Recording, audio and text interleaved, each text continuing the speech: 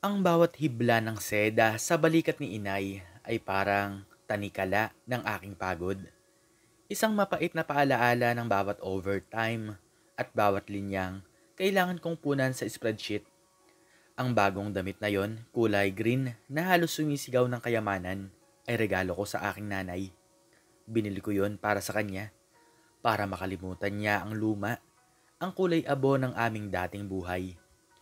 Kami na lang dalawa ni Inay Imelda at ang bawat tagumpay ko sa kumpanya ay isinasalin ko sa mga mamahaling bagay na nakapalibot sa kanya.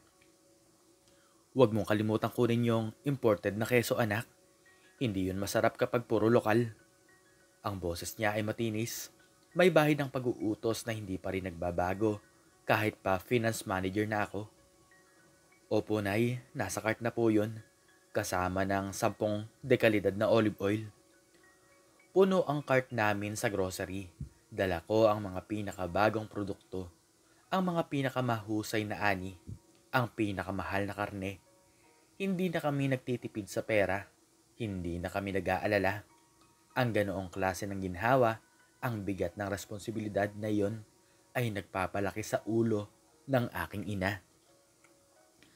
Pagkatapos ng bayaran, ang mga mamahaling paper bag ay nagkikiskisan sa aming mga kamay. Dito na lang po muna kayo, Nay. Hintayin nyo na lang po ako sa coffee shop.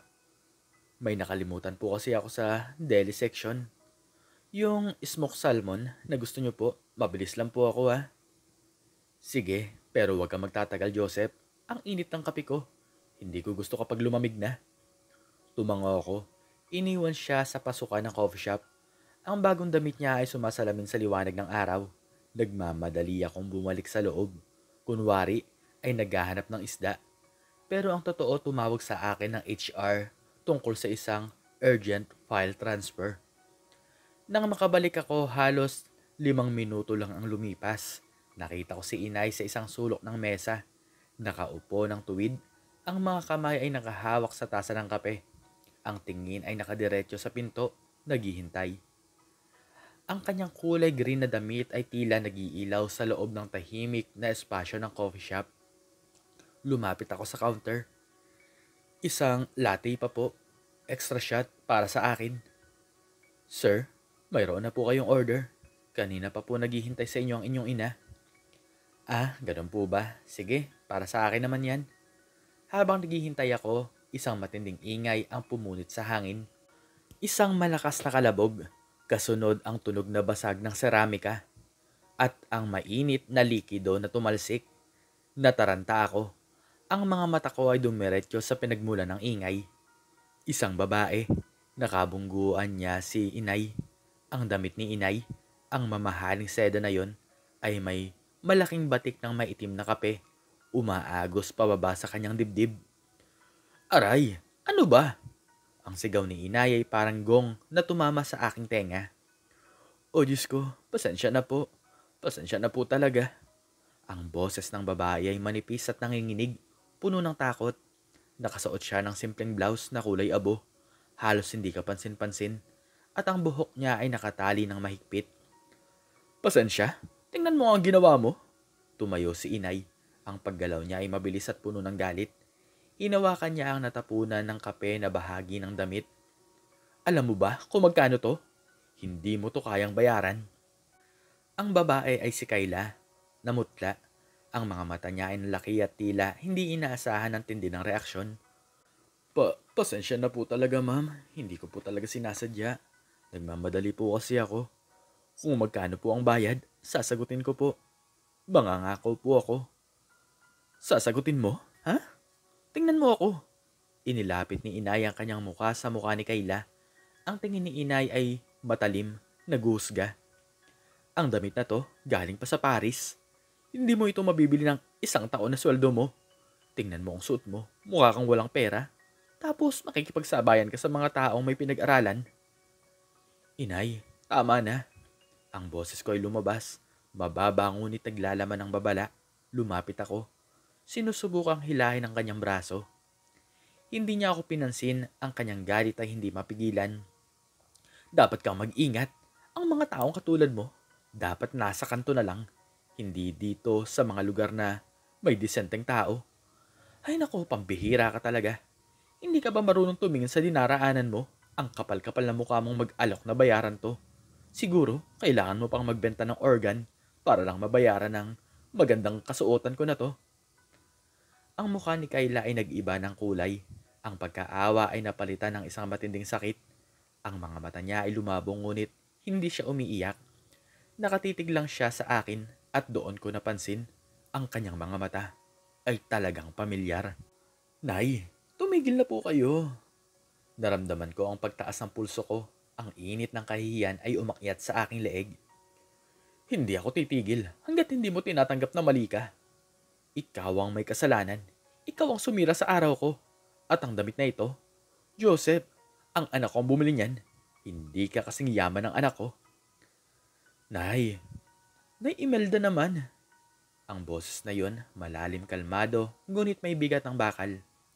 Doon ako napahinto, ang aking mga mata ay tumalon mula sa aking ina patungo sa babaeng pinagmumulan ng kaguluhan, si Kayla. Nakatingin siya sa akin, hindi na sa aking ina. Ma'am Kayla? Bati ko, ang aking boses ay halos bulong lang, ang mundo ay tila nag-slow motion. Joseph? Sagot niya. Ang bawat letra ay mayroong pahiwatig ng pagkapagod.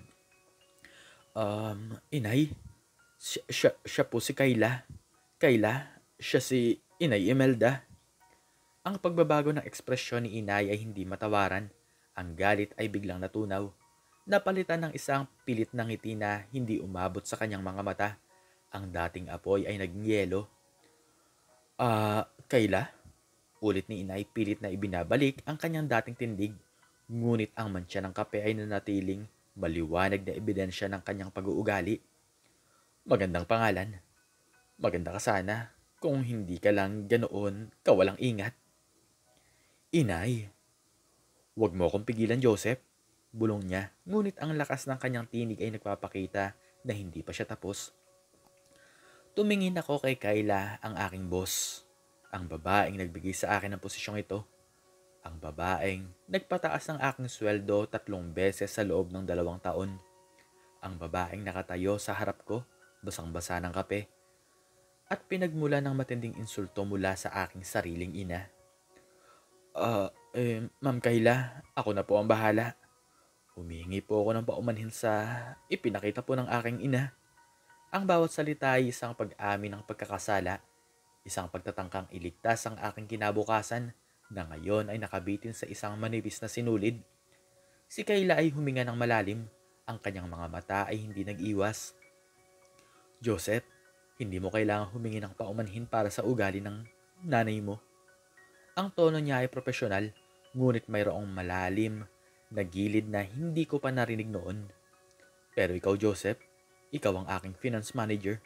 At ang nangyari ngayon ay nakakagulat. Pasensya na po talaga, Ma'am Kayla. Hindi ko po talaga inaasahan. Huwag po kayong mag-alala. Ako na po ang magbabayad para sa paglilinis ng kahit na anong pinsala sa damit. Hindi ang damit, Joseph. Putol niya sa akin. Ang tingin niya ay dumako kay Inay, na ngayon ay parang isang estatwa, ang mga kamay ay nakakuyom sa gilid. Ang damit ay damit, ang kape ay kape. Ang mga salita, Joseph, yun ang hindi madaling hugasan. Naramdaman ko ang lamig ng paligid. Ang mga tao sa coffee shop ay tahimik na nakamasid. Ang kanilang mga tasa ay nakalimutang inumin. Nay, umupo na po muna kayo. Pilit ko, hinawakan ng kanyang braso. Pero nanigas siya. Hindi, sagot ni Inay. Ang kanyang boss ay naging desperado. Ang dating kayabangan ay unti-unting nagiging takot. Ang kanyang tingin ay sumunod kay Kayla. Sinusuri ang bawat galaw nito. Naghahanap ng senyales kung gaano kalaki ang kanyang nagawang pagkakamali. Okay lang, Joseph, sabi ni Kayla, tumalikod na sana. Teka lang, malakas na sigaw ni Inay. Ang boses ay nanginginig na ngayon. Bumaling siya kay Kayla, ang kanyang tindig ay yumuko ng bahagya. Isang kilos na hindi pa nasaksihan mula nang mawala si tatay. Huwag kang umalis, hindi pa tayo tapos. Aling Imelda. Nagsimula si Kayla at ang kanyang boses ay nagiging mas mahina. Huwag mo akong tawaging Aling Imelda. Joseph, ang anak ko. Siya ang nagtatrabaho sa kumpanya mo. Siya ang nagpapakain sa akin. Lumapit si inay. Ang kanyang muka ay malapit na sa muka ni Kayla. Pakinggan mo ako. Ang nangyari kanina, ang mga sinabi ko, hindi yun totoo. Hindi ko alam na ikaw pala ang boss ng aking anak. Kung alam ko lang, hindi ko sana sinabi yun. Ano ang ibig niyong sabihin? Hindi totoo? Tanong ko, ang pagkalito ay nagpapalala ng tensyon. Ang ibig kong sabihin, mabilis na sagot ni inay. Ang kanyang mga mata ay desperadong kumikislap. Ay, hindi ko talaga intensyon na maliitin siya. Hindi ko alam na may kaya pala siya. Hindi ko nakita ang tatak ng sapatos niya. Ang dami kong sinabi tungkol sa damit ko. Pero, hindi ko nakita ang damit niya. Sino ba talagang walang pakialam sa itsura? Nakahinga ako ng malalim. Ang pag-iisip ni inay ay nag-iba ng direksyon mula sa pag-atake patungo sa pagdedepensa sa sarili. Ngunit ang lahat ay nakasentro sa takot para sa aking posisyon. Nay, huwag mo nang dagdagan. Mahinahon kong sabi. Si Kayla ay nanatiling nakatayo at ang kanyang mga kamay ay nakahawak sa tasa ng kape na ngayon ay ubos na. Ang natitirang likido ay nagpapakita ng kulay ng kanyang pagkabigla. Patawarin mo ako, binibini. Patuloy ni inay, ang kanyang boss ay halos hindi na marinig. Ma'am Kayla, alam niyo po, ang nanay ko. Masipag po siya at hindi po siya lumalabas ng bahay. Hindi niya po alam ang buhay sa labas. Hindi niya po nakikita ang mga taong simple na katulad niyo na hindi na kailangan magdamit ng maayos para lang magpasikat. Malumanay na sabi ni Joseph. Iha, kung ano man ang nangyari, hindi ito dapat makaapekto sa trabaho ng anak ko. Wala siyang kinalaman sa pagiging bastos ko. Wala. Kung tatanggalin mo siya dahil sa akin, masisira ang buhay namin ulit. Babalik kami sa dati. Hindi ko kaya yun. Hindi ko kayang makita siyang maghirap ulit. Naramdaman ko ang bigat ng kanyang mga salita. Ang takot sa pagbabalik sa dating buhay ay mas matindi pa kaysa sa kahihiyan. Si Kayla ay tumingin sa akin, isang mababang tingin na tila nagtatanong ng paliwanag. Ma'am Kayla, si inay. Masyado lang po siyang nadala sa damdamin. Pilit kong paliwanag kahit alam kong hindi ito sapat. Masyado lang mataas ang expectation niya. Proud lang siya sa kung anong narating ko sa buhay. Ang panghusga, Joseph, ay hindi nangangailangan ng mahabang reaksyon. Malamig na sagot ni Kayla. Ito ay isang desisyon. Ang pagtingin sa aking damit, ang pag-iisip na hindi ko kayang bayaran ng pinsala, yun ay isang pagpili. Ang katahimikan ay naghari, ang mga mata ni inay ay nakadikit sa akin, naghihintay ng aking aksyon, ng aking pagtatanggol. Ngunit ano ang maaari kong gawin? Ang aking ina ay naghagis ng isang bomba sa gitna ng aking profesional na buhay. Iha, lumod si inay. Ang kanyang kuligri na damit ay bumagsak sa maruming sahig ng coffee shop. Ang tunog ng pagbagsak ng seda ay tila isang huling hiyaw. Patawarin mo talaga ako. Ako ang may kasalanan. Ako na ang masama. Huwag mong hayaang mawala ang trabaho ng anak ko dahil sa pagiging aking walang alam. Ako na ang maglilinis ng sahig na to. Ako na ang magbabayad ng lahat. Sabihin mo lang at gagawin ko. Ang pagluhod na iyon ay nagbigay ng isang kakaibang uri ng pananaw. Hindi na siya ang reyna ng mga mamahaling damit. Isa na lamang siyang ina na natatakot mawala ng seguridad. Si Kayla naman ay hindi gumalaw. Ang kanyang muka ay walang emosyon. Tumayo ka na, inay. Utos ko, ang aking boses ay matigas at nagpapahiwatig ng aking sariling pagkasira. Tumayo si inay. Ang kanyang mga mata ay nanlalaki. Ang kanyang mga kamay ay nakakapit sa isa't isa. Ma'am Kayla, nagsimula ako at humarap ako sa kanya. Sinisigurado na ang bawat salita ay tama ang bigat. Humingi ako ng tawad, higit pa sa nararapat. Ang aking ina ay nagkamali, malaking pagkakamali. Ako ang mag-aayos nito. Huwag kang mag-alala tungkol sa trabaho ko. Gagawin ko ang lahat para makabawi sa kakahiyang ito. Si Kayla ay tumingin sa akin at sa wakas may isang maliit na pagbabago sa kanyang ekspresyon. Ang panginginig ay humupa. Joseph, sabi niya at ang kanyang boses ay hindi na kasing lamig. Itigil na natin to. Hindi ako magtatanggal ng empleyado dahil sa isang aksidente. Gaano man kasakit ang mga salita. Isang malaking hininga ang pinakawalan ko. Ang bigat sa aking dibdib ay bahagyang gumaan, ngunit ang kahihiyan ay nanatili. Pero ang salita, muli kong sinubukan. Alam kong hindi basta-bastang magpatawad. Ang mga salita ay nagpapaliwanag ng karakter, Joseph, sagot ni Kayla. Tumingin siya kay inay na ngayon ay nakatayo na sa tabi ko, tila isang anino ng dating mayabang na babae. Aling Imelda, ang mga mamahaling damit na suot mo ay hindi nagbibigay sa iyo ng karapatang humusga. Ang pag-angat sa buhay ay hindi dahilan para itapon ng respeto sa kapwa. Ang pagiging magaling sa trabaho ay hindi katumbas na pagiging mabuting tao. Si inay ay hindi sumagot. Ang kanyang mga labi ay bahagyang nakabuka. Ang kanyang mga mata ay nakatuon sa kape na natapon sa sahig, sa isang maitim na batik na simbolo ng kanyang pagbagsak. Ma'am Kayla, maraming salamat po. Hindi ko po alam kung paano po ako magpapasalamat. Huwag ka muna magpasalamat. Bumalik tayo sa opisina sa Lunes. Kailangan nating tapusin ang Q3 projection. At Aling Imelda, lumingon siya muli. Maaari mo nang ipadry clean ang damit mo. Ako na ang magpapadala ng tao para kunin ito sa Lunes ng umaga. Hindi mo na po kailangan mag-alala tungkol sa bayad. Iyon ay isang pahiwatig, isang pagpapakita ng kapangyarihan na mas malalim kaysa sa simpleng pagbabayad ng pinsala. Maraming salamat, mabilis na sagot ni inay. Hindi na po talaga mauulit pangako. Wala na kaming pakialam sa mamahaling damit. Buhay ay buhay. Buhay ng anak ko. Yun lang ang mahalaga. Si Kayla ay tumango. Mag-ingat po kayo sa pag-uwi. At umalis na siya. Hindi nagmamadali at hindi nagmamataas. Naglakad siya ng may dignidad. Ang kanyang simpleng damit ay mas mabigat na ngayon kaysa sa kulay green na seda ni inay. Naiwan kaming dalawa ni inay sa gitna ng natapong kape. Ang katahimikan ay mas nakakabingi kaysa sa sigawan kanina. Joseph? Ang kanyang boss ay basag. Nagsimula si inay.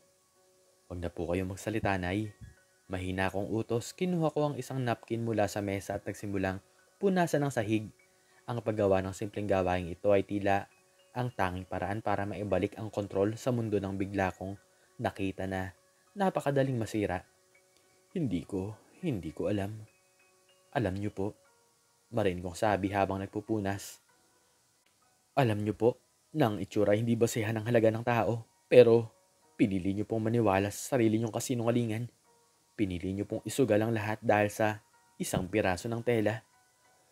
Ang matinding init ng kahihiyan ay hindi nagmula sa pagiging nakita ng mga tao.